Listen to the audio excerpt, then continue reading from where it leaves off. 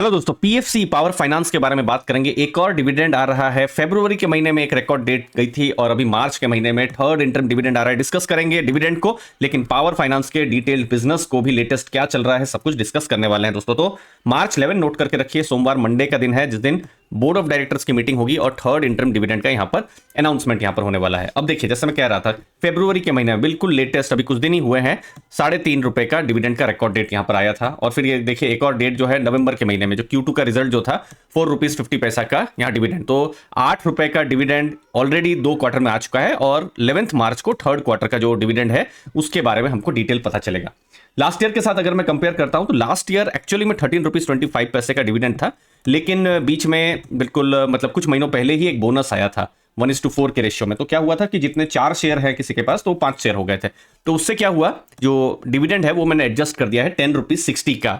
मतलब last year था ₹13.25, लेकिन अभी के प्राइस के हिसाब से वो ₹10.60 हो गया है।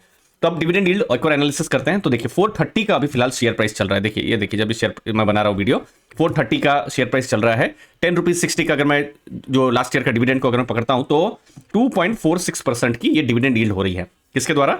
जो पावर फाइनेंस है उसके द्वारा। लेकिन ये देखिए, लास्ट ईयर और इस साल में खासकर पावर सेक्टर की कंपनियां और उसमें भी पीएसयू कंपनियां बहुत ही अच्छा रिस्पॉन्स मार्केट में दिखाया है।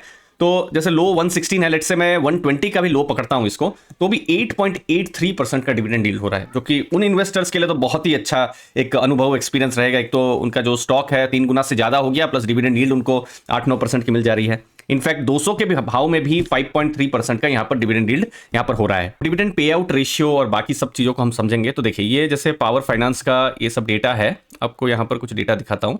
जैसे प्रॉफिट एंड लॉस स्टेटमेंट में ये पिछले कुछ सालों का, जैसे लास्ट 3 साल का ये क्या है, जो डिविडेंड पे आउट रेशियो है, जनरली आप देख रहे हैं 30-31% है और पीएसयू में उतना ही रहता है। 30% तो मिनिमम पे कर रहा था। ऐसा नहीं है कि डिविडेंड यील्ड ज्यादा थी तो बहुत अच्छा डिविडेंड पे कर रही थी, वो अपना मिनिमम ही पे कर रही थी जो कंपनी है। अब जैसे लास्ट ईयर आप देखिए, आपको मैं थोड़ा सा छोटा आपको दिख सकता है लेकिन आपको मैं दिखाता हूँ। ये देखिए, बिल्कुल नीचे स्क्रीन के नीचे देखिए 35.17 आपको दिख रहा होगा। तो 35 क्या था लास्ट ईयर का उनका ईपीएस था, मतलब उतना उन्होंने कमाया था। अब 35 का अगर आप ईपीएस देखेंगे तो उसके हिसाब से 30% कितना होता है, ये 10.6 ही होता है, मतलब 30% उन्होंने डिविडेंड दिया था। अब जब हम एनालिसिस कर रहे हैं तो हमारे लिए क्या इंपॉर्टेंट हो जा रहा है कि इस साल का हम लोग देखें कि क्या जो ईपीएस है वो हो सकता है। तो ये 9 महीनों का ईपीएस अभी 31 दिख रहा है हम लोग को। ये 9 महीनों का रिजल्ट है, हमको अभी 31 का ईपीएस ये 9 महीनों के रिजल्ट में दिख रहा है। अब इसमें भी क्या होगा, एक Q4 का अभी ईपीएस आएगा, वो देखिए, वो हमको अभी पता नहीं है। अप्रैल मई में जब रिजल्ट आएंगे तो पता चलेगा।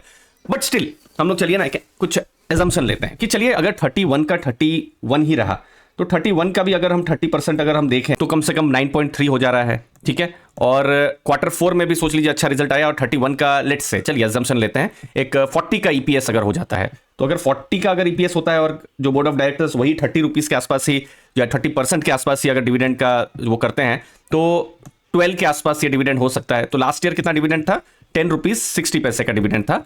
तो अगर हम ईपीएस का एक रेंज मान ले 31 to 40, तो यस ₹9 से ₹12 के बीच में ये जो है डिविडेंड रह सकता है। हाँ, डिविडेंड अगर बढ़ सकता है, अगर बोर्ड ऑफ डायरेक्टर्स 30% को 40% कर दे तो फिर डिविडेंड बढ़ सकता है, लेकिन ये हम लोग का एटलीस्ट ये बेस एजम्पशन रहेगा। अभी ऑलरेडी यहाँ पर ₹8 का डिविडेंड आ चुका है, यहाँ थोड़ा डिविडेंड आएगा, फिर हमको Q4 में फाइनल डिविडेंड के बारे में पता चलेगा। तो ये कुछ जस्ट एजम्पशन हम लोग यहाँ पर ले सकते हैं। अब पीएफसी का बिजनेस समझेंगे, क्योंकि डिविडेंड चाहिए तो बिजनेस को भी समझना है, अच्छा होना चाहिए बिजनेस, प्रॉफिट्स होने चाहिए, वैल्यूएशंस, फाइनेंशियल्स और बहुत सारी चीजों को हम लोग समझेंगे। उससे पहले आपको एक इंपॉर्टेंट जानकारी दे दूं, लेटेस्ट म्यूचुअल फंड के पोर्टफोलियोज को हमने शेयर करना शुरू कर दिया है हमारे टेलीग्राम ग्रुप में। वहां पर बिजनेस एनालिसिस, म्यूचुअल फंड के portfolio, mutual fund analysis, personal finance related content वहां पर आते रहते हैं। मैंने टेलीग्राम ग्रुप की जो लिंक है वो मैंने डिस्क्रिप्शन बॉक्स में दिया हुआ है। लगभग 4400 तक की ये कम्युनिटी, एक स्ट्रॉन्ग कम्युनिटी है दोस्तों। अब power finance 55.99% government of India का स्टेक है और नोडल एजेंसी है अल्ट्रा मेगा पावर प्रोजेक्ट्स की, और लोन प्रोवाइड करती है पावर सेक्टर में और अभी इंफ्रास्ट्रक्चर में भी लोन प्रोवाइड कर रही है। अब वैल्यूएशन को मैं आपके सामने यहाँ रखता हूं। तो देखिए, अब जैसे हम बहुत रिसेंट में आरईसी को भी एनालिसिस कर रहे थे, इनफैक्ट पावर फाइनेंस आरईसी को भी लगभग 50% से ऊपर ओन करती है। तो प्राइस टू बुक 1.92 है, बुक वैल्यू 226 दिखा रहा है, लेकिन मैंने कंपनी का जो रिकॉर्ड से वहां चेक किया था वो 232 बता रहे थे। बट स्टिल बहुत फर्क नहीं पड़ेगा यहाँ पर 1.85 1.9 की बुक वैल्यू। अब हिस्टोरिकली ये बहुत ही अच्छी बुक इनको मिला हुआ है। अभी लास्ट ईयर 10 ईयर का डेटा देखिए 0.7 का प्राइस टू बुक इनको एवरेज में मिला है। खासकर 2018-19 के बाद तो बहुत ही अच्छा एक्सपीरियंस नहीं रहा था, बुक वैल्यू हमेशा बिल्कुल कम रही थी, 0.5 0.7 से नीचे। ऐसा बुक वैल्यू हमको देखने को मिला था देखिए 2014 के आसपास में, मतलब लगभग 10 साल के बाद ये सेक्टर थोड़ा सा नजर में आया है। तो इसमें अगेन दो थॉट प्रोसेस हो जाता है कि क्या ये जो सेक्टर है जिसमें बहुत अभी पावर सेक्टर में बहुत ग्रोथ, रिन्यूएबल की बहुत बात चल रही है, वैसा ही रहेगा? ऐसा रहेगा तो बहुत ही अच्छी बात है।